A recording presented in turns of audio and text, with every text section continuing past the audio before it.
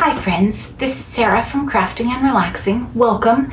Once a month I do a 30-minute tidy up in my room and I try and share it with you. And this actually for me is not the worst. There's no table in the center with a bunch of stuff, but both of the counters are a mess. All the surfaces are a mess.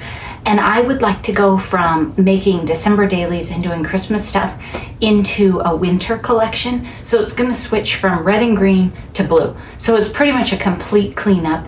And I don't always get inspired and excited to clean up. So I'm going to use a timer, and I'm not going to let myself open my new paper pack until this is better and there's room to work. So that is how I inspire myself to clean. However you do it works for you.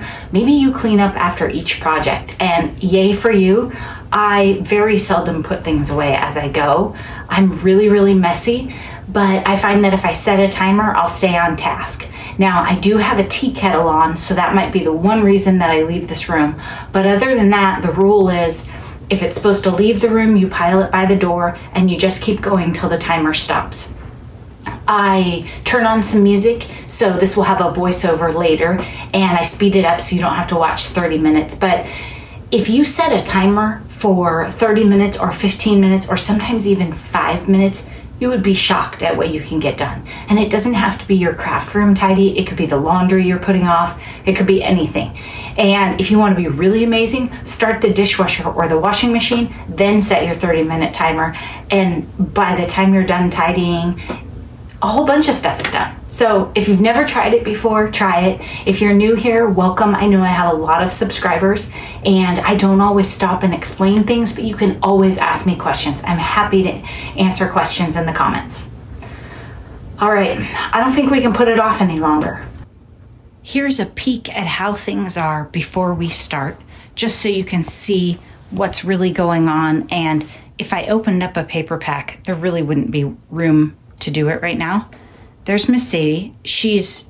That's her way of telling me she'd like to watch birds, because I usually keep the iPad up there. So I will find her an iPad after the timer goes off, because if I go look for the iPad, I'll get distracted and not do it. But that's her way of saying she'd like to watch birds now. Hopefully there will be room on that counter to craft, and maybe here too. If I clear off that counter, I could do the next set of cards under my camera mount, and you might get to see some of them. If I don't clean off that counter, then I will set up a folding table and you won't get to see them. Alexa, set a 30-minute timer. A little bit old. Sadie was wandering around and taking over the craft room because Zeus hadn't arrived yet. They aren't to the point where they both mingle in the craft room. I dream of it, but we'll see. I am just jumping in and sorting the stamps. The way I do it is those ones that are up on end all along the row in the back and stuff, those are clean. And I try to be clear on which ones are clean and which ones are dirty. Sometimes they get away from me just because I push them back to the edge.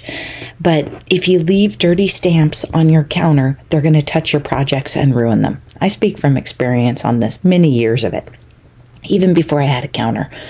So I try to put them in a cardboard box in the drawer. Some of you have seen that before, but the box gets full.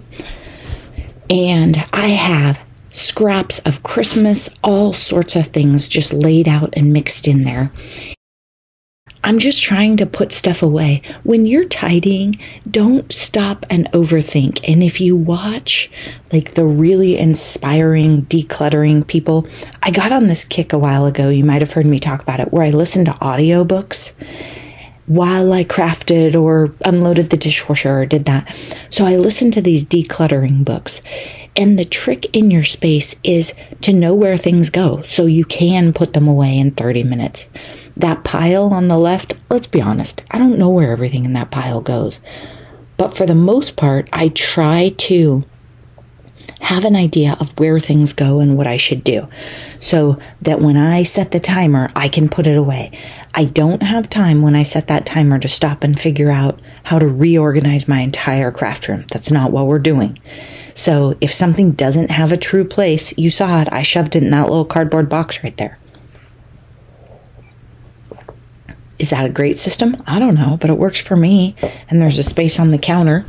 Some of those things on the counter are, like, there's packages of gold leaf. Not sure where those came from, but I should use them up. This area, I put too much in there. And once it starts to leak out, you just have to shove it back in. It's mailing supplies and textiles. And then in the drawers, I have a drawer for adhesive, a drawer for embellishments. Pretty good, huh? I mean, for me, this is pretty good. I like to leave the sewing machine, the cutter, all of that stuff on the counter so I can use it pretty easy. And I like to build that stuff into my storage space, because if I don't give the cutters and stuff space on the counter and let them live there, I will put so much junk on the counter you can't cut a piece of paper because there's no room for a cutter. That's just me. Sometimes I do that with my small die cutter too.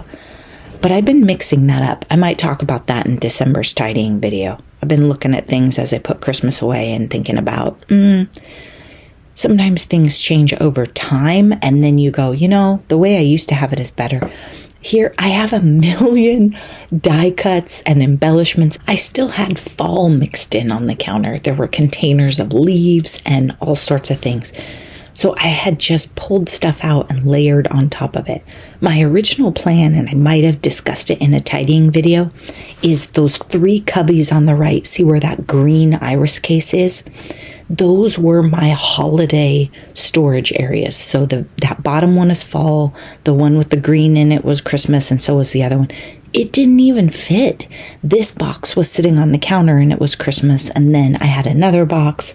So I tried to give myself 3 cubbies in the idea that I could tidy up Christmas and work on something else, but it just did not work.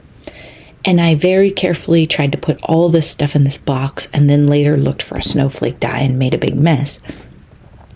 But just trying to fit it in there, what I find is if I take time to put holiday or certain themes away, they fit better. And then I'm more excited also to pull them out next year, because this box is just fun. When you open it up the next year, a lot of these embellishments you don't remember. You have a vague memory. Oh, Mary gave that to me. Oh, Kathy gave that to me. But you're surprised. It's like shopping in your own room. And they fit much better because I carefully put them in there. If I just threw this all in an iris case, it might be 2 of them. And I'm also thinking about putting some of my holiday stuff in those 12 by 12 pizza box things from Close to My Heart, because Eileen gave me some of those, and so I have those too. And they might be a little easier. The iris cases get pretty heavy for me if I fill them with paper and stamps. So there's no right or wrong on how you put your holiday away. Just, you probably don't need it all year. There's Miss Sadie. Look, she just lays around, wags her little tail. This is sped up a little bit, but she's funny. What I'm trying to do here is make it fit in the box, because the Christmas paper one, I use some of it, but you make scraps and it gets lumpier. So I'm trying to get those ready to put away. It's just, it doesn't fit. That big box doesn't fit in the cubby. Look at that. That's more counter than I've seen in a long time. And it's not perfect, but what I tried to do was leave out the snow markers and the blue and white embellishments, be ready for winter cards and Hanukkah cards, and knock back the red and green and put that away. Now we have to deal with these stamps. We just do. You've probably heard my theory on washing stamps before. You don't need fancy gadgets. You don't have to buy anything. You don't have to buy the right cleaner. I use dye-based inks, and I love VersaFine, which can be a little gummy. And I also love, what's that one that we emboss with that's sticky as all heck? I don't know. It's Versa something. And I use baby wipes and damp rags. I use the baby wipes when I'm doing 1 or 2 on the go, and then I'm trying to put it back in the package and be really organized. So not very often. Usually I just end up with damp rags. And one of my tricks is that rag is damp, and I put the stamps that have been sitting around for like a week with gummy embossing ink on them in the damp rag so they can sit for a minute. And that's it. Alexa, how much time is left on the timer? You have 1 minute and 20 seconds left on your 30-minute timer. All right, not too bad for that amount of time, huh? And now I'm ready to open up Christmas Magic. And once these stamps are all dry, I'll put them away. I have space to work right here and on the other counter. And I got Christmas condensed more. I'll probably have to go through it again before I put it away, but I might not be done with it, so I don't want to work too hard at putting it away. Thanks so much for watching. I hope this was inspiring. Bye-bye.